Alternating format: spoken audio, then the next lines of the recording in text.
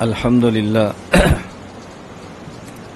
للہ وحدہ لا شریک لہ والصلاة والسلام علی من لا نبی بعد اما بعد فاعوذ باللہ من الشیطان الرجیم بسم اللہ الرحمن الرحیم ان اللہ یحب التوابین ویحب المتطہرین اللہم صلی علی محمد وعلی آل محمد كما صليت على إبراهيم وعلى آل إبراهيم إنك حميد مجيد اللهم بارك على محمد وعلى آل محمد كما باركت على إبراهيم وعلى آل إبراهيم إنك حميد مجيد۔ اللہ رب العزت نے قرآن کریم میں یہ بات ہمیں سمجھائی ہے، ان اللہ یحب التوابین ویحب المتطہرین۔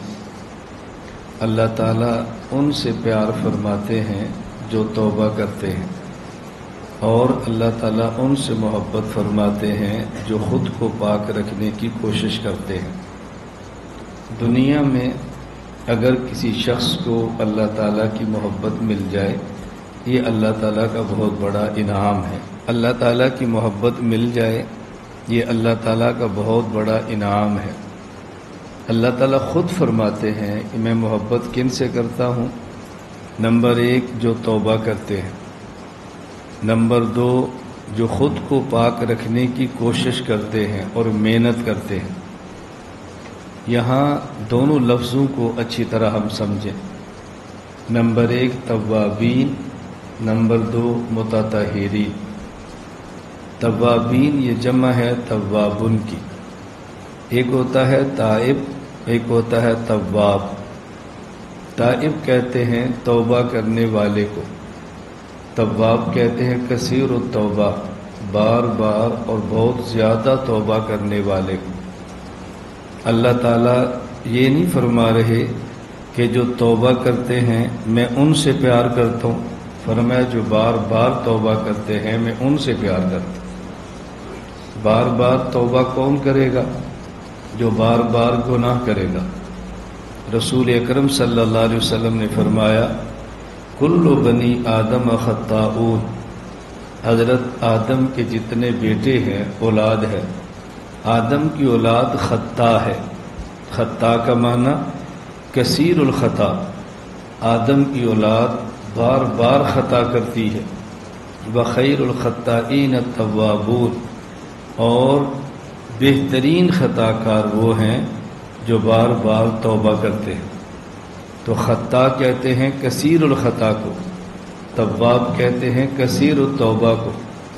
اللہ کے علم میں ہے کہ بندہ گناہ کرے گا، اس لیے فرمایا جو گناہ کرے اور پھر توبہ کرے، اللہ ایسے بندے سے پیار فرماتے ہیں۔ حدیث پاک میں ہے التائب من الذنب کمن لا ذنب لہ، جو شخص گزشتہ گناہ سے توبہ کرتا ہے وہ اللہ کے ہاں ایسے ہوتا ہے کہ جیسے اس نے کبھی گناہ کیا ہی نہیں ہے۔ اللہ تعالیٰ اس کو ایسے پاک فرما دیتے ہیں۔ قرآن کریم میں ہے یا ایھا الذین آمنوا توبوا الی اللہ توبۃ نصوحا۔ اللہ تعالیٰ بندے کی توبہ قبول فرماتے ہیں، اور بندے کے گناہوں پر پردہ کیسے ڈالتے ہیں، اللہ بندے کی عزت کا خیال کیسے کرتے ہیں۔ توجہ رکھنا، اللہ تعالیٰ یہ نہیں فرما رہے کہ یا ایھا الذین عملوا عملا سیئا فتوبوا، اے وہ لوگوں جو گناہ کرتے ہو وہ توبہ کرو۔ فرمایا نہیں، اے وہ لوگوں جو مجھ پر ایمان لائے ہو وہ توبہ کرو۔ اللہ نے صرف گناہ گار کو توبہ کا حکم نہیں دیا، بلکہ ہر شخص کو توبہ کا حکم دیا ہے، تاکہ پتہ ہی نہ چلے کہ ان میں گناہ کرنے والا کون ہے۔ سارے مل کر توبہ کریں، جس کا گناہ ہے وہ بھی کرے، جس کا نہیں ہے وہ بھی کرے۔ اب اگر اللہ تعالیٰ یوں فرمائیں، دیکھیں ہماری اصلاحی مجلس ہے، تو میں آپ سے کہتا ہوں بھئی وہ توبہ کرے جس نے گانا سنا ہے، تب کہے گا اللہ تو مجھے معاف فرما دے، تو پتہ چلے گا یہ گانا سنتا ہے۔ وہی وہ توبہ کرے جس نے رات فلم دیکھی ہے، ایک بندہ کہتے ہے اللہ معاف فرما دے، پتہ چلے گا کہ اس نے دیکھی ہے۔ اللہ نے یوں نہیں فرمایا، فرمایا یا ایھا الذین آمنو، اے ایمان والو سارے مل کے توبہ کرو، پتہ ہی نہ چلے کہ ان میں گناہ گار کون ہے، اور سب کی معافی ہو جائے۔ اللہ نے کس طرح پیار سے توبہ کا حکم دیا ہے۔ کسی گناہ سے توبہ کرنے کے لیے 4 شرائط ہیں، 4 شرطیں ہیں۔ یہ پائی جائیں تو سمجھو توبہ ہوئی ہے، یہ نہ پائی جائیں تو سمجھو توبہ نہیں ہے۔ توبہ کی شرائط میں سے پہلی شرط یہ ہے یقلع عن المعصیہ، جو آدمی گناہ کرتا ہے اس گناہ کو چھوڑ دے، جو گناہ کرتا ہے اس گناہ کو چھوڑ دے۔ موبائل ہاتھ میں ہے، گانا دیکھ رہا ہے، کہتا ہے میں اللہ توبہ کرتا ہوں، یہ گانا دیکھتا بھی رہے اور میں توبہ کرتا ہوں، یہ توبہ نہیں ہے۔ گانا بند کر دے، اے اللہ میں توبہ کرتا ہوں، چھوڑ دے اس کو، یہ ہے توبہ۔ توبہ کی پہلی شرط جو گناہ کرتا ہے اس گناہ سے الگ ہو جائے۔ نمبر 2 یندب علیہ، جو گناہ کر رہا تھا اس گناہ پر انسان کے دل میں ندامت ہے۔ ندامت کا معنی مفتی بغداد علامہ علوسی رحمۃ اللہ علیہ فرماتے ہیں تعلم القلب، آدمی کے دل کو تکلیف ہو، یہ ہے ندامت۔ آدمی کو دل سے احساس ہو میں نے جرم کیا ہے، میں نے غلط کیا ہے، مجھے نہیں کرنا چاہیے۔ نمبر 2 ندامت ہو۔ نمبر 3 یعزم عزمہ، ایک ایسا پختہ ارادہ کرے اللہ یعود الی مثلہا ابدا، آئندہ میں یہ مر جاؤں گا مگر یہ گناہ نہیں کروں گا، بس یہ ہے توبہ۔ نمبر 1 اس گناہ سے الگ ہو جائے۔ نمبر 2 دل میں ندامت ہو۔ نمبر 3 آئندہ نہ کرنے کا پختہ فیصلہ ہو۔ نمبر 4 ان کانت المعصیۃ تتعلق بآدمی فلہا شرط رابع، اور اگر گناہ ایسا ہے جس کا تعلق آدمی کے ساتھ حق العبد ہے، پھر ایک شرط اور بھی ہے۔ وہ شرط کیا ہے؟ رد الظلامت الی صاحبہا او تحصیل البراءۃ منہ، جس کا حق ہے یا اس کو ادا کر دے یا اس سے معاف کرا لے، یہ 4تھی شرط ہے۔ اب سمجھو کہ اس کی توبہ ہو گئی۔ ایک گھڑی ہے، کسی آدمی کی چوری کی ہے، توبہ کرتا ہے، جب تک وہ چوری کی گھڑی پہنے ہوئے ہے یہ توبہ نہیں ہے، وہ گھڑی اس کو واپس کرے، اور اگر گھڑی تھی اس سے گم ہو گئی اس سے معاف کرائے یا پیسے دے، یہ ہے توبہ۔ تو اللہ تعالیٰ فرماتے ہیں کہ میں توبہ کرنے والوں سے پیار کرتا ہوں۔ میں اور آپ سب مل کر سچے دل سے توبہ کریں کہ یا اللہ جو ہم نے گزشتہ گناہ کیے معاف فرما دے، آئندہ ہم یہ گناہ نہیں کریں گے۔ میرے گناہ میں جانتا ہوں، آپ کے گناہ آپ جانتے ہیں۔ یہ اللہ کی شان کریمی اور شان ستاری ہے کہ ہمارے گناہوں پر پردہ ڈال دیتے ہیں۔ ہم ایسے نالائق ہیں، رات کی تاریکی میں گناہ کرتے ہیں، اللہ نے پردہ ڈالا ہوتا ہے، ہم ستاری کی چادر کو پھاڑ کے صبح دوسروں کو بتا دیتے ہیں۔ اللہ نے پردہ ڈالا ہے تو پردہ رکھو۔ نمبر 1 توبہ کرنے والے سے اللہ محبت فرماتے ہیں۔ نمبر 2 وَيُحِبُّ الْمُتَطَہِّرِينَ، یہاں اللہ تعالیٰ نے وَيُحِبُّ الطَّاہِرِينَ نہیں فرمایا بلکہ وَيُحِبُّ الْمُتَطَہِّرِينَ فرمایا۔ طاہر کا معنی الگ ہے، متطہر کا معنی الگ ہے۔ علماء اور طلباء اور جو عربی گرامر سمجھتے ہیں وہ سمجھتے طہر باب تفاعل ہے، باب تفاعل میں تکلف ہوتا ہے۔ تکلف کا معنی کیا ہے؟ ایک کام کرنے کو دل نہیں کرتا پھر بھی کرنا ہے۔ تو اللہ یہ نہیں فرما رہے کہ میں ان سے پیار کرتا ہوں جو پاک ہیں، اللہ فرماتے ہیں میں ان سے پیار کرتا ہوں جن کا دل نہیں چاہتا پاک ہونے کو پھر بھی پاک ہوتے ہیں، محنت کرتے ہیں، تکلف کرتے ہیں، مشقت اٹھاتے ہیں۔ کسی نامحرم لڑکی سے ناجائز تعلق بنا ہے، اس تعلق توڑنے کو دل نہیں کرتا لیکن یہ توڑتے ہیں، میرے اللہ کا حکم ہے۔ بازار گئے ہیں، نامحرم لڑکی سامنے ہے، دل نہیں کرتا میں نگاہ ہٹاؤں لیکن یہ ہٹاتے ہیں، میرے اللہ کا حکم ہے قُلْ لِلْمُؤْمِنِينَ يَغُضُّوا مِنْ أَبْصَارِهِمْ، یہ متطہر۔ سردی ہے، وضو کرنے کو دل نہیں کرتا، یہ پھر بھی کرتے ہیں، یہ متطہر ہیں. سود کا مال الگ کرنے کو دل نہیں کرتا پھر بھی کرتے ہیں، یہ متطہر ہیں. طہارت کی دو قسمیں، ایک ہے طہارت ظاہری، ایک ہے طہارت باطنی. طہارت باطنی بھی ہونی چاہیے، طہارت ظاہری بھی ہونی چاہیے. اپنے جسم کو نجاسات سے پاک کرے، یہ طہارت ظاہری ہے. اپنے دل کو نجاسات سے پاک کرے، یہ نجاست باطنی بھی ہے. آدمی جب خانقاہ میں آتا ہے، اپنے شیخ کے پاس آتا ہے، آنے کا مقصد ہوتا ہے اپنے ظاہر اور باطن کو پاک کرنا. اور دل کی طہارت اصل ہے. جب آدمی کا دل پاک ہوتا ہے پھر آدمی کے بدن کو پاک کرنے کو دل کرتا ہے.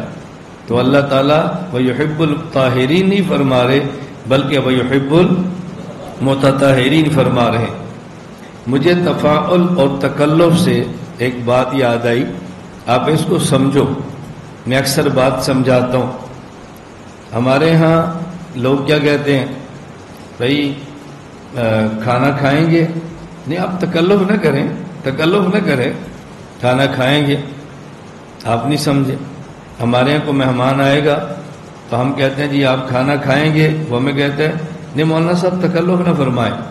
میں نے کہا تکلف کا معنی یہ ہے نفاق، یعنی آپ مجھے یہ کہنا چاہ رہے ہیں میرا اوپر سے کھانے کی صلاح مار رہا ہوں، میرا دل نہیں چاہ رہا، اس کا نام تکلف ہے. تو آپ مجھے منافق سمجھتے ہیں؟ کہتے ہیں نہیں. تو میں نے کہا پھر آپ کیوں کہتے ہیں مولانا صاحب تکلف نہ فرمائیں؟ تکلف کا معنی یہی ہے نا کہ میرا دل نہیں چاہ رہا پھر بھی چائے پلا رہا ہوں، میرا دل نہیں چاہ رہا پھر بھی کھانا کھلا رہا ہوں. میں آپ کو محبت سے کہہ رہا ہوں بھی آپ ٹھنڈا پانی پئیں گے، آپ شربت پئیں گے، چائے پئیں گے یا کھانا کھائیں گے؟ نہیں تکلف نہ فرمائے، رہنے دیں. میں نے کہا آپ ہمیں منافق سمجھتے ہیں؟ کہا جی نہیں. تو پھر یہ کیوں کہتے ہیں تکلف نہ فرمائیں؟ جو ہم نے پوچھا وہ بتاؤ. میں اپنے ہاں آنے والے حضرات سے عرض کرتا ہوں آپ جہاں جاؤ آپ کا ان کا معاملہ ہے، ہمارے پاس آؤ تو 2 نمبر کام نہ کرو. ہم پوچھتے ہیں ابھی کھانا کھانا ہے، چائے پینی ہے، ٹھنڈا پینا ہے، جو دل کرتا ہے بتا دو. بس نہیں دل کرتا تو یہ تکلف نہ کرو، یہ ہے نفاق. بھوک لگی ہے، نہیں حضرت رہنے دیں. تھکے ہیں، چائے پینی ہے، نہیں رہنے دیں، یہ نفاق ہے. منافقت اپنے اندر ہے، کھاتے ہمارے ڈالتے ہیں. ہم تو دل سے کہہ رہے ہیں بھی آپ کیا پسند فرمائیں، ہماری خواہش کیا ہے آپ کو وہ ملے جو آپ چاہتے ہیں. یہ کون سا نفاق ہے؟ اور جو آپ چاہتے ہیں آپ نہیں کہہ رہے، باہر نکل کے پھر چائے پیتے ہیں. پرسوں ہمارے یہاں کچھ، پرسوں نہیں 4 دن پہلے کچھ حضرات تشریف لائے، گزر رہے تھے، رکے تو خیر آئے، مجھے خوشی ہوئی نا. کچھ حضرات تشریف لائے میرے پاس ملنے کے لیے آئے، لیکن آئے بغیر اطلاع کے. میرے سبق کا وقت تھا تو انہوں نے کہا جی بس ہم نے صرف 1 منٹ بات کرنی ہے. میں نے کہا بلا لو. تو میں نے کہا کھانا کھائیں گے؟ کہتے ہیں نہیں ہم باہر ہوٹل سے کھا کر آئے، ہم صرف چائے پئیں گے. میں نے کہا آپ ہوٹل سے کھا کر کیوں آئے ہیں؟ جب آپ مہمان ہمارے ہیں، ہمارے پاس آئے ہیں تو آپ ہوٹل سے کھا کر کیوں آئے ہیں؟ بس ہم نے کہا جی آپ کو تکلیف ہوگی. میں نے کہا اس کا معنی یہ ہے کہ آپ ہمیں سمجھے ہی نہیں ہیں. آپ کا ہمارے بارے میں خیال ہے کہ ہم مہمان نوازی پر خوش نہیں ہوتے، تو پھر آپ میرے پاس زیارت کے لیے کیوں آئے ہیں؟ ایک بندے کے پاس آپ زیارت کے لیے جا رہے ہیں، استفادے کے لیے جا رہے ہیں، بڑا سمجھ کر جا رہے ہیں، اور اس کے بارے میں آپ کا ذہن یہ کہ بندہ ٹھیک نہیں، ہم کھانا کھائیں گے تو پریشان ہوگا، نہیں آپ کو تکلیف ہوگی. میں نے کہا کیوں تکلیف ہوگی بھائی؟ مہمان کے آنے پر بھی کسی کو تکلیف ہوتی ہے. ہاں اگر آپ پہلے فون کر دیتے تو ہمیں خوشی ہوتی اور آپ کے کرام میں ہمیں تاخیر نہ ہوتی، آپ آتے تو کھانا تیار ہوتا. اچانک فرمائیں گے تو 10-15 منٹ لگ جائیں گے. پھر دوسری بات میں نے کہا مجھے ایک بات پہ تعجب ہوتا ہے، آپ حضرات دوسروں کو سبق پڑھاتے ہیں بھائی گھر کا کھانا برکت والا ہوتا ہے، بازار کا کھانا برکت والا نہیں ہوتا، اور ہمارے پاس آئے تو برکت والا کھانا چھوڑ کر برکت والا جو نہیں تھا وہ کھا کر آئے. پہلے اپنے آپ کو بے برکتہ کیا ہے، پھر ہمارے پاس برکت حاصل کرنے کے لیے آئے ہیں. کیسے لوگ ہیں آپ بھائی؟ میں نے کہا یہ باتیں بھی آپ کو سمجھانی پڑتی ہیں. تو ہمارے یہاں خانقاہ کا معاملہ بہت صاف ہے، بہت 2 جمعہ 2 4 والا ہے.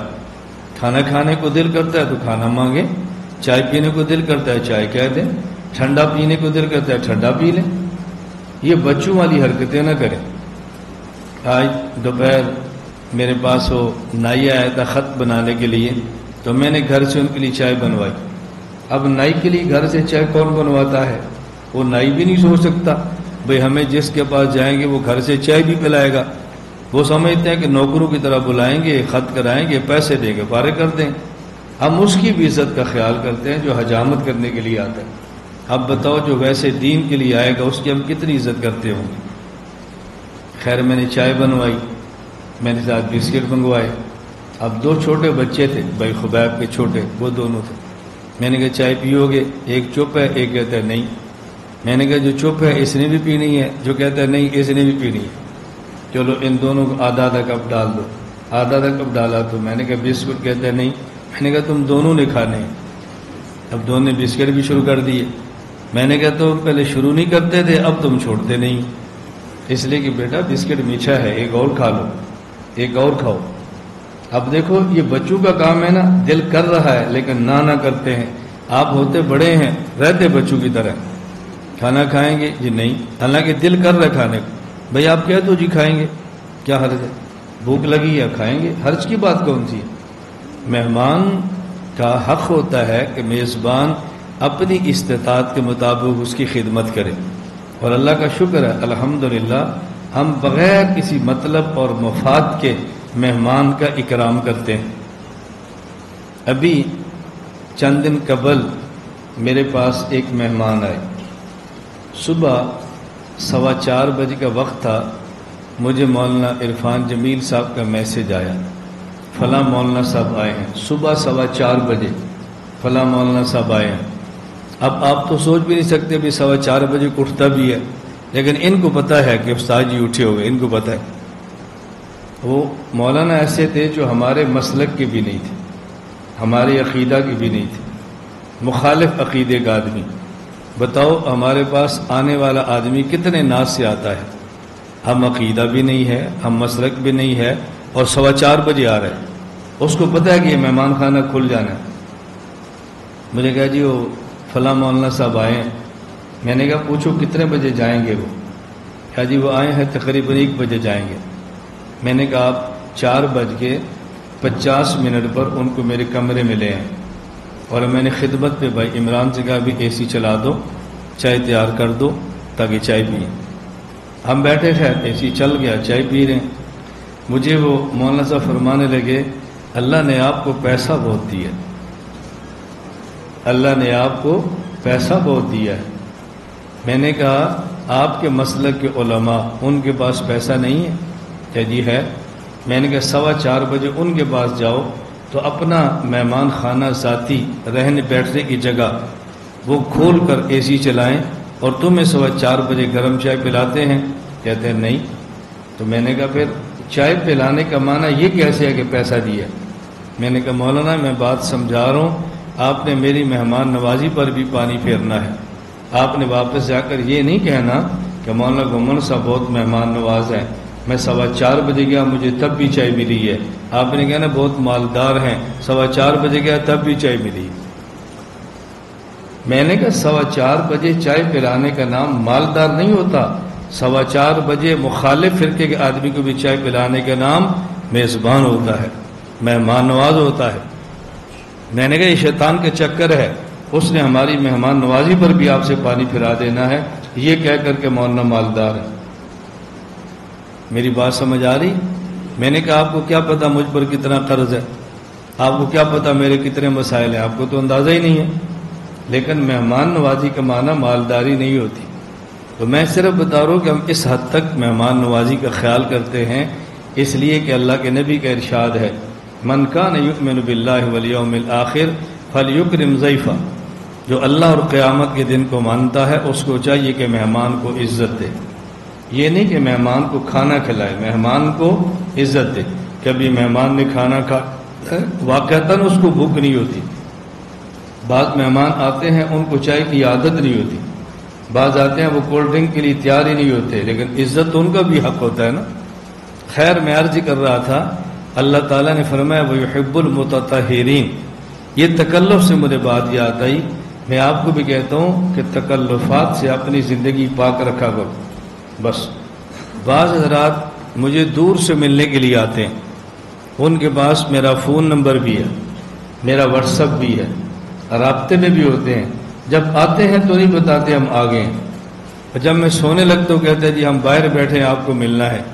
میں نے کہا آپ آتے ہی میسج کرتے میں آ گیا ہوں، ہو سکتا ہے میں اسی وقت بلا لیتا، میرے ذہن میں ہوتا کہ آپ آئے ہیں، اب میرے ذہن میں کہ آپ نہیں آئے، جب سونے لگا تو آپ کہتے جی میں باہر بیٹھا ہوں۔ اب اگر میں نہ ملوں تو مہمان نوازی کے خلاف ہے، اگر میں ملتا ہوں تو میری راحت کے خلاف ہے۔ اب میں اپنی راحت دیکھوں یا مہمان نوازی دیکھوں، مجھے آپ نے الجھن میں ڈال دی ہے نا۔ کتنا آسان کام ہے۔ میرا اپنا خیال یہ ہے کہ جتنا میں فون سنتا ہوں یا جتنا میسجز کا جواب دیتا ہوں، شاید دنیا میں کوئی بندہ اتنا اہتمام کرتا ہو، اور اس کے لیے جتنی تکلیف لوگ مجھے دیتے ہیں شاید ہی کسی کو دیتے ہو۔ السلام علیکم ورحمۃ اللہ وبرکاتہ لکھ دیا، میں لکھتا ہوں وعلیکم السلام ورحمۃ اللہ وبرکاتہ۔ چلو اب ظاہر ہے ان نے السلام علیکم لکھا، کام تو لکھا نہیں ہے، میں سویا ہوں، میں اٹھ کے جواب دوں گا نا، میں سبق کے اندر ہوں فارغ ہو کر جواب دوں گا نا، میں بیان کے اندر ہوں تو فارغ ہو کر جواب دوں گا نا۔ اب میں 3 گھنٹے بعد لکھتا ہوں وعلیکم السلام ورحمۃ اللہ، جب وعلیکم السلام کیا تھا وہ مصروف ہیں، اب وہ 3 گھنٹے بعد جواب دیں گے حضرت کیا حال ہے، اب میں مصروف ہوں، میں جب فارغ میں جواب دوں گا اللہ تعالیٰ کا شکر ہے، اب وہ فارغ نہیں ہے، اب وہ کسی کام پر ہیں، اب ان کا پھر آئے گا جی میں نے ایک مسئلہ پوچھنا ہے، میں دوسرے دن صبح اٹھوں گا جی فرمائیں، اچھا پھر اس کے بعد وہ مسئلہ لکھیں گے۔ اب بتاؤ کتنا تکلیف دہ مرحلہ ہے، اور اگر میں کسی کو واپسی وائس پہ ڈانٹ دوں تو میں سلیقہ نہیں آتا، کم از کم خیال کیا کرو، فون کرنے کا طریقہ ہی ہوتا ہے۔ پھر وہ مجھے کہیں گے تمہارا لہجہ ٹھیک نہیں ہے، بولنے کا انداز ٹھیک نہیں۔ ابھی کچھ دن پہلے مجھے ایک شادی کا میسج آیا، میں نے نہیں جواب دیا، پھر آیا پھر نہیں جواب دیا، پھر آیا پھر نہیں جواب دیا۔ اچھا جب ان کا پھر میسج آیا تم سلام کا جواب نہیں دیتے، تم یہ نہیں کرتے، تم وہ نہیں کرتے، میں نے کہا بیٹا بندہ مصروف ہوتا ہے، بس اب نہیں جواب دیتا، تمہارے اندر عقل نہیں ہے کچھ، تم بھی سمجھ لیا کرو۔ میں نے تھوڑا سا ڈانٹا، میں نے تمہیں کہا تم مرکز آؤ، اجتماع پر آؤ، ذکر کرو، رات قیام کرو، آرام کرو، صبح بات بھی سنیں گے، یہ کریں گے وہ کریں گے۔ ان کا واپس آیا میں نے آنا تھا، میرا اصل مقصد تھا آپ کے پاس آتا اصلاح کے لیے، لیکن ایسا بگڑا ہوا مزاج آپ کا ہے، آپ کو تو اپنی اصلاح کی ضرورت ہے، تمہارے پاس میں کیوں آؤں؟ میں نے کہا جی مہربانی ہے کہ آپ نہیں ہیں، اچھی بات۔ پھر میں نے میسج کیا، میں نے کہا آپ ایسا کریں آپ آ جائیں، اپنی اصلاح کے لیے نہیں، اصلاح کرنے کے لیے آ جائیں، آپ اصلاح کروانے کے لیے نہ آئیں، کرنے کے لیے آ جائیں۔ پہلے آپ کا خیال تھا کہ بندہ بہت اچھا ہے، اسے اصلاح کروانی چاہیے، اب آپ کو سمجھ آ گئی بگڑا ہوا ہے، اب آپ کو فکر ان کی اصلاح کرنی چاہیے، تو تم اب آؤ، لیکن اب اصلاح کروانے کے لیے نہیں، اب اصلاح کرنے کے لیے آ جاؤ۔ آؤ تو صحیح نا، تم نے آنے کا ارادہ کیوں بدل دیا یار؟ آنے کا ارادہ تو باقی رکھو۔ میں عرض کرتا ہوں اللہ تعالی ہم سب کو بات سمجھنے کی توفیق عطا فرمائے۔ میں موٹی سی بات کہتا ہوں، بھئی آپ نے میسج کرنے السلام علیکم ورحمۃ اللہ وبرکاتہ، آگے اپنا کام لکھ دو، جب بندہ فارغ ہوگا تو کام کا جواب دے دے گا، مسئلہ بتا دے گا۔ ایک ساتھی کا مجھے میسج آیا، میں نے کہا لکھ کر بات کریں، لکھ کر بھیجا، میرا یہ نام ہے، میں فلاں شہر سے ہوں۔ میں نے کہا بہت اچھا، فرمائیں۔ اب انہیں اپنا تعارف، اپنا کام، کئی باتیں لکھی۔ میں نے کہا آپ نے بہت ساری باتیں لکھی ہیں، لیکن مجھے آپ یہ نہیں لکھ رہے کہ آپ مجھے میسج کیوں کر رہے ہیں، کوئی کام ہے؟ اب ان کا جواب آیا، ہمیں آپ سے اتنی عقیدت ہے تو آپ سے 2 باتیں بھی نہیں کر سکتے، سوائے کام کے کوئی میسج نہیں ہو سکتا۔ میں نے کہا عقیدت آپ کو مجھ سے ہے، لیکن آپ کی طرح ہزاروں بندوں سے ہے، اگر ہر بندہ عقیدت کے لیے مجھ سے یوں ہی باتیں کرتا رہے گا تو بتاؤ جو مسائل پوچھتے ہیں ان کا کیا بنے گا؟ چلیں آپ کی مرضی مولانا صاحب۔ میں نے کہا میری مرضی تو یہ ہے کہ آپ پھر میسج کریں، لیکن کوئی بات مجھ سے پوچھ لیں، میری تو پھر مرضی ہے۔ اب بتاؤ اس سے زیادہ بندہ کیا تحمل کا مظاہرہ کرے؟ لگے۔